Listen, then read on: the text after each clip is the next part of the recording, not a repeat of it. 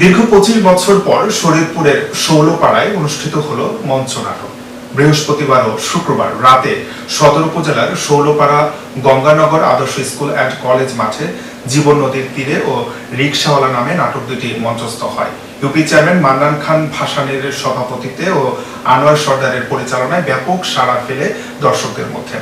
নাটকটির আয়োজকরা জানান, শরীয়তপুরের মানুষ সংস্কৃতি প্রেমী, তবে নানা প্রতিবন্ধকতায় নাটক মঞ্চায়ন করতে পারছিলেন না তারা।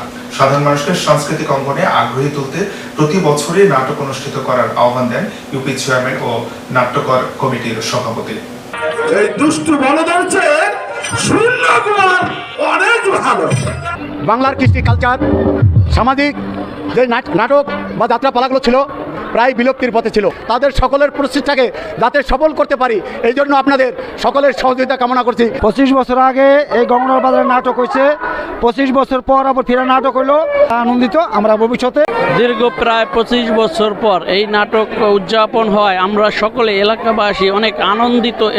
আমি আমার জন্মের প্রথম কোনোদিন নাটক দেখি না, এই ফার্স্ট আমার এক্সপিরিয়েন্স হচ্ছে আমাদের স্কুলে। এই আমার খুবই ভালো, খুব আনন্দ লাগতেছে।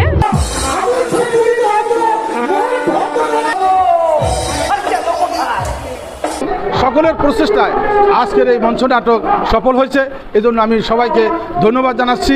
যেন আগামীতেও আমার চেষ্টা থাকবে যেন প্রতি বছরই একটি সুন্দর সামাজিক নাটক এই শোলপুর ইউনিয়ন জনগণকে উপহার দিতে পারি।